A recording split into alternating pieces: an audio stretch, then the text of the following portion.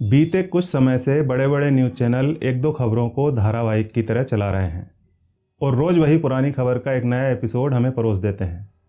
ये news channel TRP की दौड़ में लोगों की भावनाओं से खिलवाड़ कर रहे हैं। उनके इस दोगलेपन की वजह से एक तरफ तो न्याय प्रभावित हो रहा है, वहीं दूसरी तरफ असल बड़ी खबरें दबकर रह जाती हैं। ऐसी ही एक दबी हुई खबर आज हम आपको दिखा रहे हैं, जिसे किसी बड़े चैनल ने दिखाना ज़रूरी नहीं समझा और जिसे जानना आपके लिए बेहद ज़रूरी है। नमस्कार, मैं हूं मनोज मनु और आप देख रहे हैं द चाणक्य।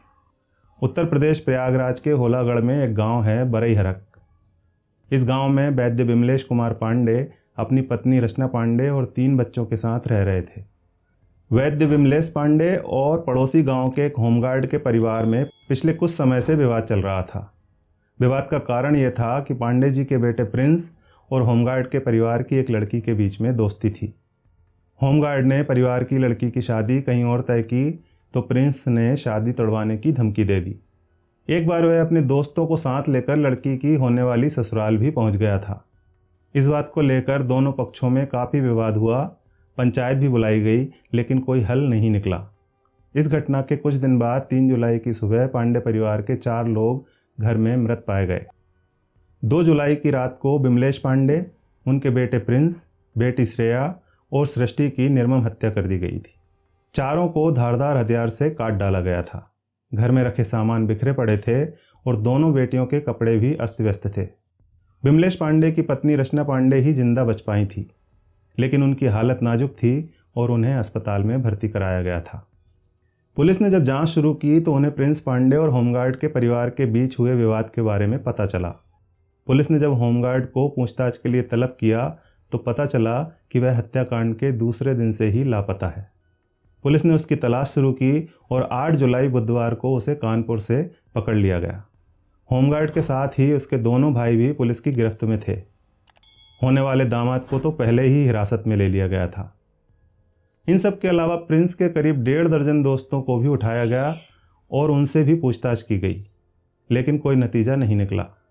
घटना में बची एकमात्र चश्मदीद विमलेश पांडे की पत्नी रचना पांडे की हालत ऐसी नहीं थी कि पुलिस उनसे कुछ पूछताछ कर सके। इस जघन्य हत्याकांड के 8 दिन बाद भी पुलिस ये पता नहीं लगा पाई थी कि पांडे परिवार के 4 लोगों का कत्ल किसने और क्यों किया था। इसके बाद पुलिस ने जब जांच की दिशा को रंजिश के बजाय लूट और डकैती की तरफ केंद्रित किया तो कुछ सुराग उनके हाथ लगे, जिनके आधार पर 5 लोगों को गिरफ्तार किया गया। पुलिस ने इस घटना में शामिल जिन लोगों को गिरफ्तार किया उनके नाम हैं सारिक खान, शाहरुख खान, डावर खान, वारिश खान, फरमान खान। और घटना के 15 दिन बाद खुलासा ये हुआ कि इस हत्याकांड को 6 मार गिरोह ने अंजाम दिया था। ये गैंग बहुत बड़ा है और देश भर में इनके 500 से ज़्यादा डेरे हैं और लगभग पिछले 20 सालों से ये लोग लूट और हत्या की घटनाओं को अंजाम दे रहे हैं। 6 मार गिरोह के अपने कायदे हैं। गिरोह का सरदार वही बदमाश बनता है जो कम से कम 6 लोगों की हत्या कर चुका हो।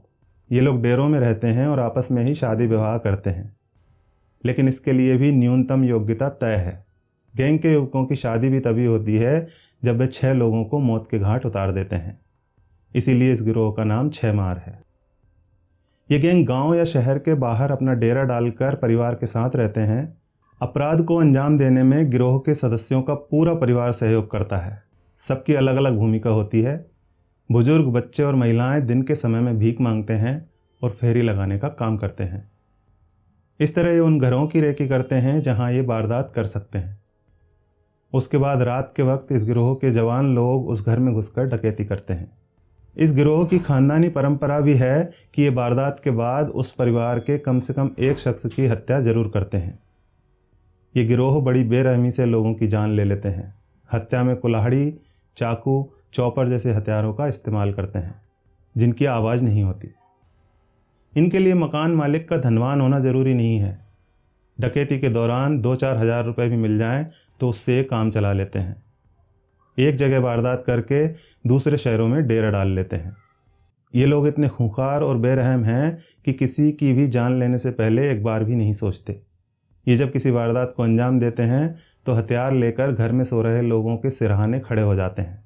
गैंग के कुछ दूसरे लोग घर में लूटपाट करते हैं अगर घर के किसी सदस्य की नींद खुल जाए तो उसे तुरंत मार डालते हैं। ये गिरोह वारदात के करीब 1.5 महीने पहले होलागढ़ पहुंचा था और डेरा बनाकर रह रहा था।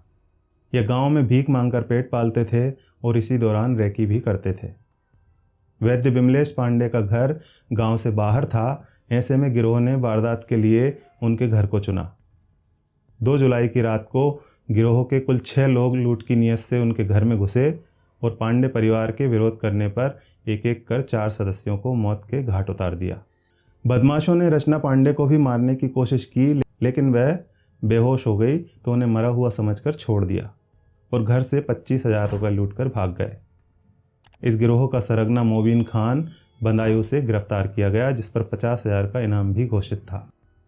हत्याकांड हुआ था जिसमें करीब 4 लोगों की हत्या कर दी गई थी। उसमें पुलिस लगातार विवेचना में उसकी लगी रही और एक मुखबिर की सूचना के अनुसार कल हमने छापा मारकर एक गैंग को गिरफ्तार किया, जिसके 5 सदस्यों को हमने अरेस्ट किया है।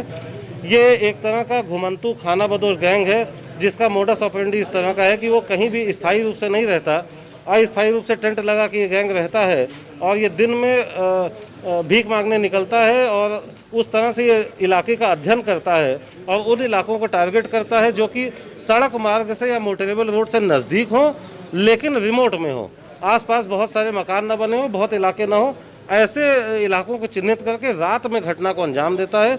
तो ऐसे ही गैंग के 5 सदस्यों को पकड़ा गया है। इस गैंग को छहमारू गैंग भी कहते हैं। उसका कारण ये है कि इनका जो सरगना होता है आमतौर पे, जब तक वो लूट के साथ 6 हत्याएं जब कर लेता है तो उसको इस गैंग का सरगना बनाया जाता है। तो इनका मोडस ऑपरेंडी बिल्कुल ये है, कोई सबूत न बच सके, इसलिए जितने भी लोग वहाँ पे होते हैं लूटपाट के साथ, अगर कोई व्यक्ति जग जाता है या इनको ये संज्ञान में आता है कि ये हमारी आइडेंटिटी डिस्क्लोज कर सकता है तो ये हत्या कर देते हैं उसकी, साथ में उन सभी लोगों की हत्या कर देते हैं जो वहाँ उपस्थित रहते हैं, ताकि इनके खिलाफ कोई भी सबूत पुलिस की पकड़ में ना आ सके। आज का हमारा ये वीडियो आपको अच्छा लगा हो तो इस वीडियो को लाइक और शेयर कीजिएगा।